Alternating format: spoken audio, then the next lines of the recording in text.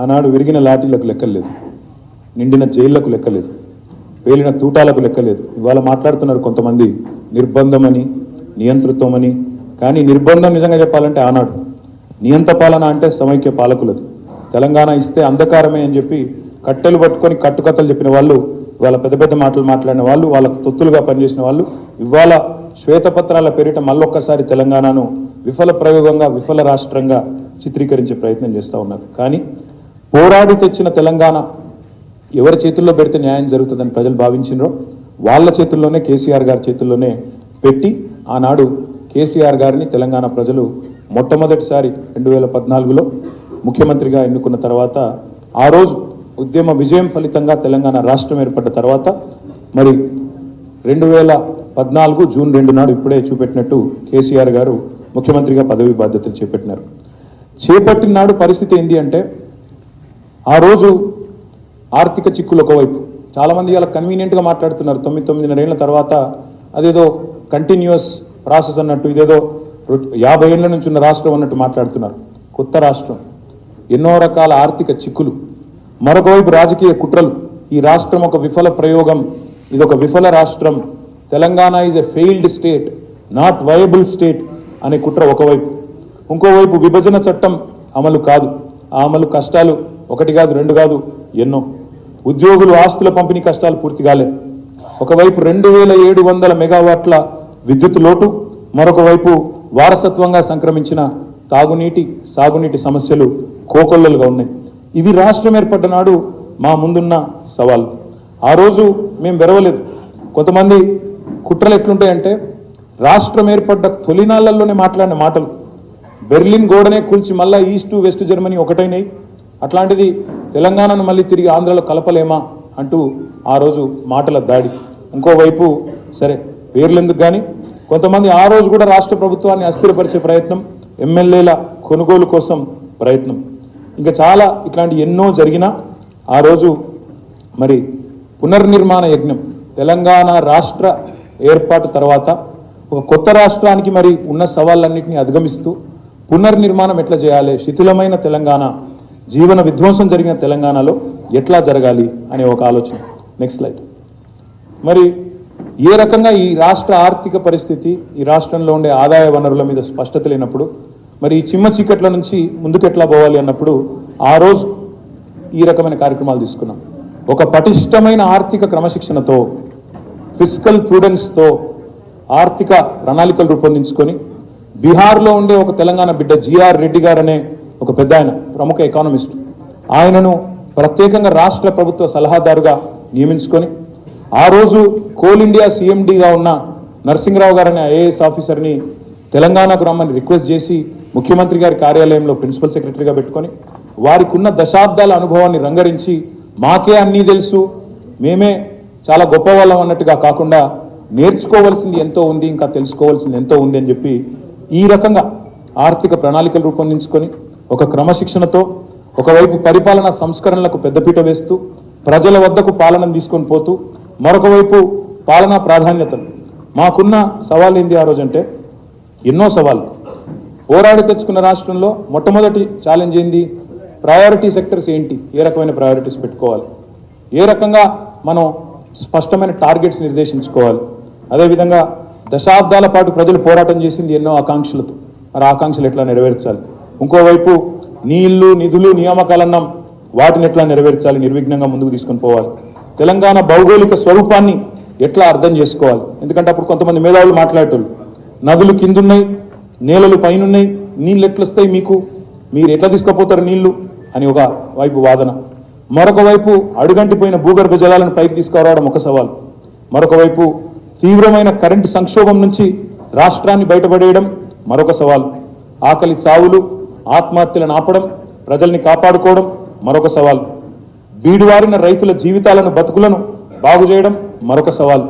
క్షీణించిన శాంతి భద్రతలు, హైదరాబాద్లో ప్రతి సంవత్సరం కర్ఫ్యూలు, అదేవిధంగా రాష్ట్ర వ్యాప్తంగా కల్లోల ప్రాంతాలు, వీటిని పటిష్టపరచడం మరొక సవాల్. తరతరాల తాగునీటి తన్లాటను తీర్చడం మరొక సవాల్. పారిశ్రామికవేత్తల్లో నెలకొనున్న భయాలను తొలగించడం మరొక సవాలు. విఫల రాష్ట్రంగా కొన్ని దుష్టశక్తులు ఏవైతే ప్రయత్నాలు చేస్తున్నాయో ఆ దుష్టశక్తులను మరి తిప్పికొట్టడం మరొక సవాల్. Next slide. ఇదొక వైపు. మరొక వైపు ఇవాళ నేను 6.5 ఏళ్ళు అని పెట్టిన అక్కడ. మీరు అడగవచ్చు 6.5 ఏళ్ళు ఏంది, మీరు పరిపాలించింది 9.5 ఏళ్ళు కదా అని. వాస్తవంగా చెప్పాలి అంటే 2 ఏళ్ళు మరి ఎవరు ఊహించని విధంగా కరోనా అనే మహమ్మారి వచ్చిన తర్వాత దాదాపు 2019 చివరి నుంచి 2021 చివరి దాకా 2 ఏళ్ల పాటు కరోనాతో రాష్ట్ర ఆర్థిక వ్యవస్థ మీకు తెలుసు. మరొక వైపు పెద్ద నోట్ల రద్దు, ఇంకోవైపు కొత్త రాష్ట్రంగా ఏర్పడి బాలారిష్టాలు, ఇవన్నీ చూస్తే వెరసి మేము నికరంగా పరిపాలించింది నిజంగా చెప్పాలంటే ఎన్నికలు ఇవన్నీ తీసేస్తే 6.5 సంవత్సరాలు మాత్రమే. ఒకవైపు అటు 60 ఏళ్ళ పరిపాలన, ఒకవైపు 60 ఏళ్ళు మాకు వారసత్వంగా కష్టాలు ఇచ్చిపోయిన వాళ్ళ పరిస్థితి ఒకవైపు, 6.5 ఏళ్ళ పరిపాలన ఒకవైపు. ఇందులో మేము పెట్టుకున్న ఆలోచన ఏ రకంగానైనా సరే ప్రాధాన్యత క్రమం, ప్రయారిటీ, ఆర్డర్ ఆఫ్ ప్రయారిటీ నిర్మాణం చేసుకోవాలని చెప్పి మొట్టమొదటి ప్రయారిటీ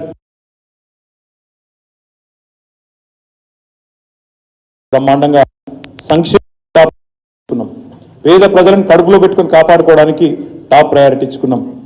సంక్షేమం తర్వాత సంక్షేమంలో మీరు చూసినట్టయితే ఆసరా లాంటి పథకాలు, అంటే ఏ పేదవాడు ఆకలి చావుకు లోను కాకూడదు, ఏ పేదవాడు ఎట్టి పరిస్థితుల్లో కూడా నష్టపోకూడదు అనే ఉద్దేశంతో ఆసరా పెట్టుకున్నాం. రెండవ ప్రాధాన్యం విద్యుత్ రంగాన్ని సంక్షోభం నుంచి గట్టెక్కించడం. ఎందుకంటే ప్రతి మనిషి జీవితంలో విద్యుత్ ఇవాళ అంతర్భాగం అయిపోయింది. పొద్దున్న లేస్తే మనం బటన్ స్విచ్ ఆన్ చేయడంతో మొదలవుతుంది ప్రయాణం, జీవితం. రాత్రి పడుకునే ముందు స్విచ్ ఆఫ్ చేయడంతో బంద్ అవుతా ఉన్నది. అందుకే దినచర్యలో అంతర్భాగంగా మారిపోయిన విద్యుత్ రంగాన్ని, మంచినీళ్ళ నుంచి సాగునీటి వరకు అన్నింటికీ కీలకమైన విద్యుత్ రంగాన్ని బయటేసేది రెండో ప్రాధాన్యంగా తీసుకున్నాం. మూడో ప్రాధాన్యం మరి వ్యవసాయ రంగాన్ని సంక్షోభం నుంచి బయటేయాలా. లక్షలాది మంది రైతులు ఏ ఆశించి అయితే సాగునీరు ఆశించి, కరెంటు ఆశించి, మరి సపోర్ట్ ఆశించి తెలంగాణ కోసం పోరాటం చేసినరో వాళ్లకు అండగా నిలబడడం, ఆత్మహత్యలు ఆపడం, వలస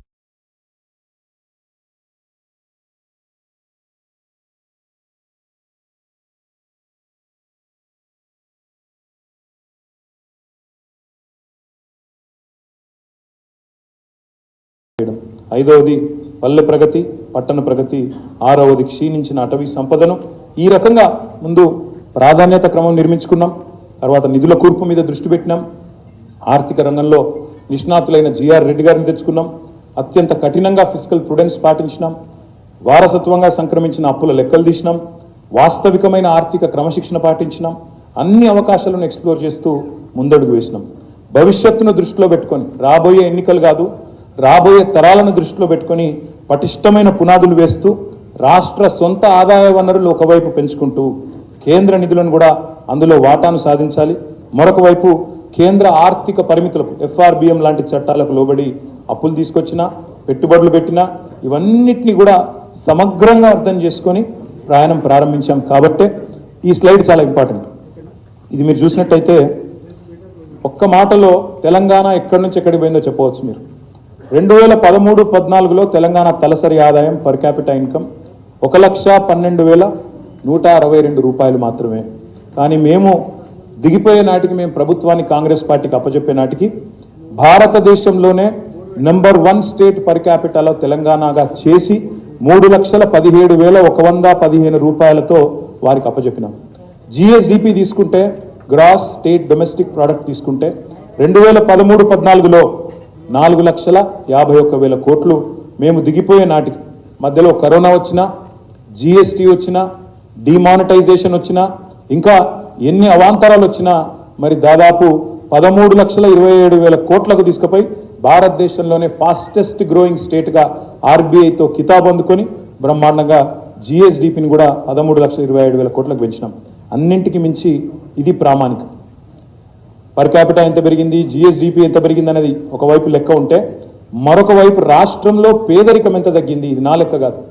NFHS, national family health and survey అనుకుంటా, subject to correction. NFHS data ప్రకారం తెలంగాణ ఏర్పడే నాటికి పేదరికం, అండ్ ఈ పేదరికం కూడా మల్టీ డైమెన్షనల్ పావర్టీ అంటారు దీన్ని. మల్టీ డైమెన్షనల్, బహుముఖ పేదరికం 21.92, అంటే దాదాపు 22% పేదలున్న తెలంగాణలో 22% పేదలున్న తెలంగాణను ఇవాళ మేము దిగిపోయే నాటికి కేవలం 5.8% తగ్గించి గణనీయంగా భారతదేశంలో ఎక్కడా లేనంత పురోగతి సాధించిన రాష్ట్రం తెలంగాణ అని చెప్పి గర్వంగా ఇవాళ నేను మీ ముందు చెప్తా ఉన్నాను. అందుకే చెప్తా ఉన్నాను, Telangana is the most successful state of India in the first decade of it's formation. అదేవిధంగా ఎన్నో ఉన్నాయి ప్రశంసలు, అవార్డులు, కొత్త విద్యుత్ విధానాలు, కొత్త వ్యవసాయ విధానం, తాగునీటి విధానం, కొత్త సాగునీటి విధానం, పరిపాలనలో సంస్కరణలు, కొత్త చట్టాలు, దేశానికే దిక్సూచిగా పాలనలో మారింది తెలంగాణ.